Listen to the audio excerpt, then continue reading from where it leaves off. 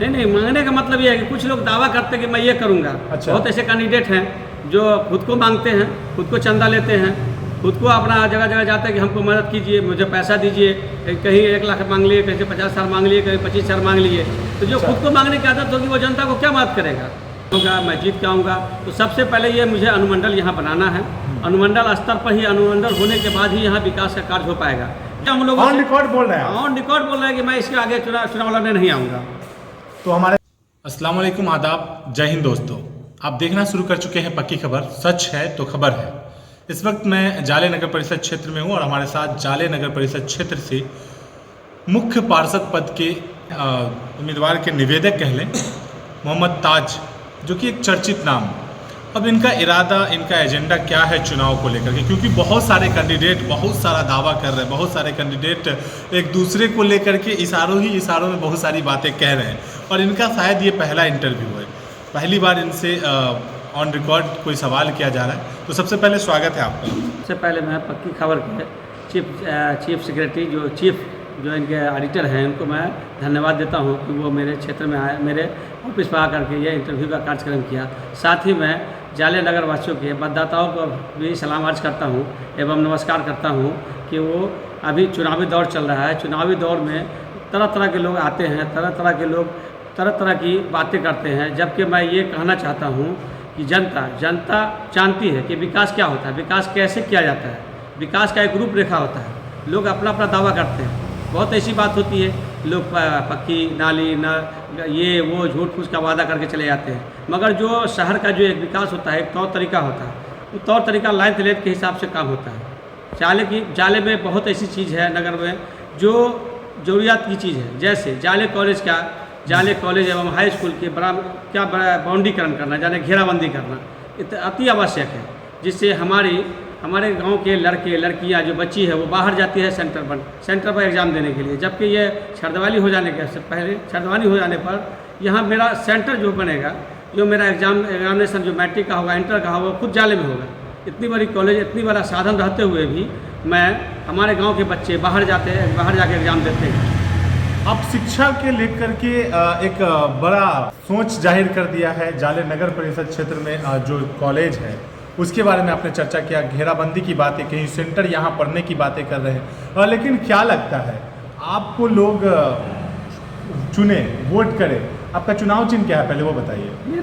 सबसे पहले मेरा चुनाव चिन्ह रेल का इंजन छाप, साजिया शमसी का प्रस्तावक हूँ, उन्हीं के लिए मैं काम करता हूँ।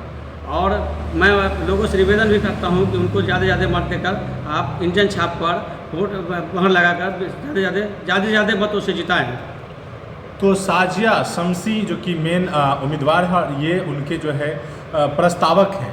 तो कहीं ना कहीं प्रस्तावक होने के नाते और मेन चेहरा, मेन नाम मोहम्मद ताज इन्हीं का नाम है और इन्हीं की वजह से लोग साजिया शमसी को वोट करेंगे। तो एक सवाल आपसे ये होगा कि आपके जो काम करने का जो आपने बनाया होगा, कुछ ना कुछ स्ट्रेटजी आपने तैयार किया होगा, उसमें क्या क्या है?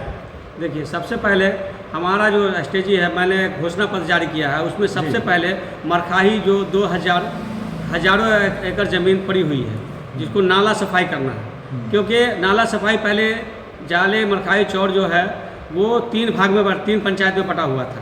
इधर दोघरा, इधर जाले पूर्वी, जाले दक्षिणी, जाले उत्तरी। इसीलिए पूर्ण रूप से नाला की सफाई नहीं हो पा रही थी, जिसकी वजह से 1,000 एकड़ की ज़मीन जो उपजाऊ है वो बेकार पड़ी हुई है। अच्छा, इतना बड़ा मुद्दा, क्या लगता है ये कर पाएंगे? ये मेरे लिए आसान है। इसके लिए मैं इसके लिए पूरा व्यवस्था कर लिया हूँ कि मुझे जीतने के बाद इसको कैसे करना है, उसकी मैंने पूरी तैयारी कर ली है। अच्छा, घोषणा पत्र में आपके बारे में चर्चे में है कि आपने करोड़ों रुपए का कहीं लिखा है। जी। कहाँ तक वो सही है?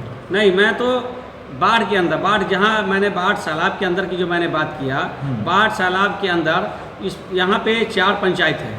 किसी ने 3 बार रिलीफ का काम मैंने बांटने का काम नहीं किया मेरे द्वारा, जबकि मेरे यहाँ 50% ही बाढ़ से लोग को तबाही हुई। मैंने 95% अपनी जनता को बाढ़ में पैसा देने में सफल रहा। एक बार नहीं, मैं 3 बार देने में सफल रहा। उसी को आपने अपने घोषणा पत्र में लिखा? जी, उसी को मैंने घोषणा पत्र में ये दिया।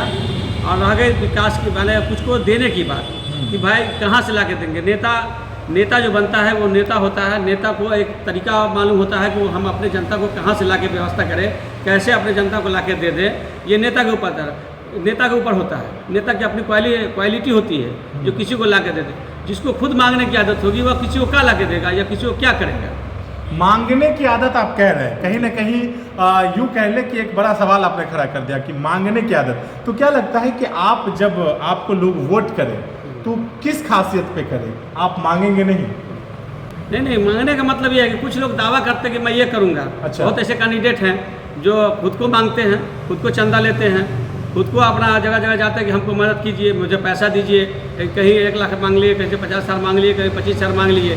तो जो खुद को मांगने की आदत होगी वो जनता को क्या मदद करेगा, ये कहने का मतलब है। जी। और क्षेत्र के लिए, क्षेत्रवासियों के लिए जो नगर परिषद क्षेत्र है ये ग्राम पंचायत से एकदम से नगर परिषद बन गया है, तो बहुत सारी कमियां हैं और उस योग्य बनाने के लिए बहुत सारा फंड आपको लाना होगा या जो भी लोग यहाँ आएंगे उनको लाना होगा। तो क्या लगता है कि आपको सबसे पहले किस योजना को, किस चीज़ को प्राथमिकता देना चाहिए? देखिए, सबसे पहले तो यहाँ एक बहुत बड़ी ज़रूरी चीज़ होगी कि जब ये चुनाव होगा, गठन होगा, मैं जीत के आऊँगा, तो सबसे पहले ये मुझे अनुमंडल यहाँ बनाना है।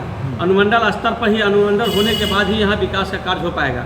जो अनुमंडल की एक योजना होती है, अनुमंडल स्तर पर जो सरकार द्वारा मंगाई जाती है, ऐसे नगर परिषद हो जाने से आपके यहाँ विकास नहीं होगा। जब तक कि अनुमंडल जाले नहीं होगा, विकास का स्तर आपका नहीं बढ़ेगा। आप कह रहे हैं विकास नहीं होगा, रुकना चाहेंगे। आप कह रहे हैं विकास नहीं होगा, लेकिन लोग कह रहे हैं कि हम ये कर देंगे, वो कर देंगे, ऐसा क्यों? नहीं, ऐसा लोगों को मालूम नहीं है। मतलब उनकी जितनी जानकारी होगी, मुझे जितनी जानकारी है, मैं जानकारी के हिसाब से बोलता हूँ। इससे पहले लोग तो कहते थे कि भाई चुनाव दिसंबर में हो जाएगा, कोई कह रहा था जून में हो जाएगा। मैंने कहा, शुरू से ही मेरा यही रहा, लोगों से मैं कहता रहा कि नहीं, कार्यकाल जो जून में पूरा रहा, 17 जून को पूरा रहा जाले का, इसीलिए जून में ही चुनाव होगा। और उसी जून पर हुआ। लोगों को जानकारी नहीं कि लोग 1 साल 2 साल पहले से हल्ला कर रहे हैं, चुनाव हो रहा है, चुनाव हो रहा है, चुनाव हो रहा है। मेरे द्वारा तो कहीं किसी को नहीं कहा गया कि भाई चुनाव हो रहा है, क्योंकि मैं जान रहा हूँ, मैं यहाँ का मुखिया हूँ, यहाँ प्रतिनिधि हूँ, यहाँ के लिए मैं काम किया हूँ, मुझे मालूम है कि काम कैसे किया जाता है। लोग ये भी कह रहे हैं कि वादे तो सब करते हैं, आप जो वादा कर रहे हैं कि अनुमंडल करेंगे ये वो, क्या ये सच में हो पाएगा आपसे? क्योंकि वादा सब करता है। ये सच है, ये जनता की सवाल है। नहीं, मैं तो एकदम करूँगा। ये मेरा मुख्य एजेंडा होगा। मैं अपने घोषणा पत्र में नहीं दिया हूँ, क्योंकि उसमें कुछ राजनीतिक बात होती रहती है, इसलिए मैं इसको घोषणा पत्र में नहीं दिया हूँ। मैं अलग से अपनी सोच रखा हूँ कि अनुमंडल मैं जीतने के 6 महीने के अंदर इसको करा दूँगा।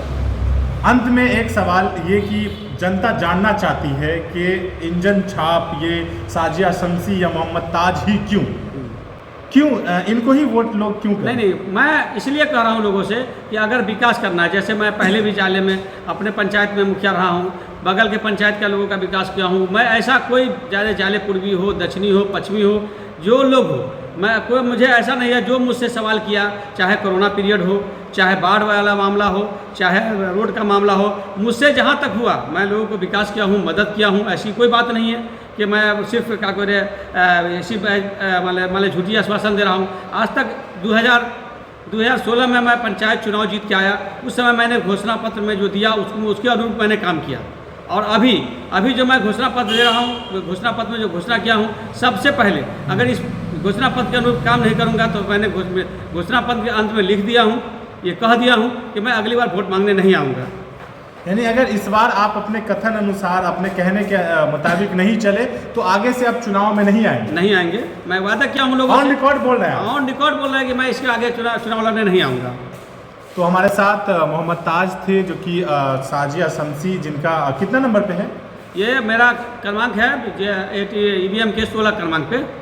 16 पे है जी, 16 नंबर पे है। यानी कि पहले ही EVM मशीन के अंतिम में आपको इनका रेल का इंजन छाप मिला है इन्हें। और ये अपने लिए जो आपसे बातें की वो सब आप सुना। अब आपका काम है वीडियो को शेयर करें, ज़्यादा लोगों तक पहुंचाएं, ताकि इनका जो इरादा है वो ज़्यादा लोगों तक पहुंच सके। क्योंकि जाले नगर परिषद क्षेत्र अब 25 वार्डों का है और एक बड़ा क्षेत्र है। तो ऐसे में किस कैंडिडेट को आपको चुनना है, किनकी बातों पर ज़्यादा भरोसा करना, ये अब आपका काम है। लेता हूँ आप सबसे विदा।